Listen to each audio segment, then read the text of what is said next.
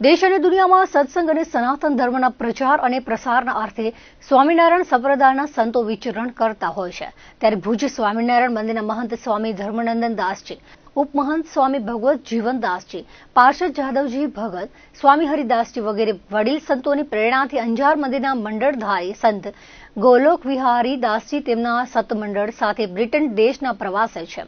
શિક્ષાપત્રી જયંતિ નિમિત્તે યુકે ખાતે આવેલ ઓક્સફોર્ડ યુનિવર્સિટીમાં ભગવાન સ્વામિનારાયણે લેખિત શિક્ષાપત્રી 1832માં એ વખતના બ્રિટિશ ગવર્નરના કમિશનર સર માલ્કમ જ્યારે ગુજરાતના રાજકોટ ખાતે પધાર્યા હતા ત્યારે તેમને આ શિક્ષાપત્રી અર્પણ કરવામાં આવી હતી.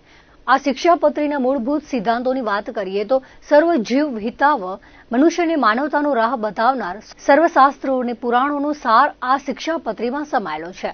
અનેક વર્ષો વીતી ગયા બાદ આજ પણ આ શિક્ષાપત્રી યુકે ઓક્સફોર્ડ યુનિવર્સિટી ખાતે જાળવણીપૂર્વક રાખવામાં આવેલી છે. શિક્ષાપત્રીની 199મી જયંતિ વસંત પંચમીના પવિત્ર દિવસે લંડન સ્વામિનારાયણ મંદિરે 150 જેટલા હરિભક્તોએ સાથે મળીને દર્શન કરવા પધાર્યા હતા.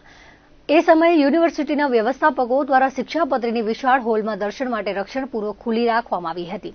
સૌપ્રથમ સમૂહમાં જન મંગલ નામાવલી સાથે ચોખાથી પૂજન કરવામાં આવ્યું હતું.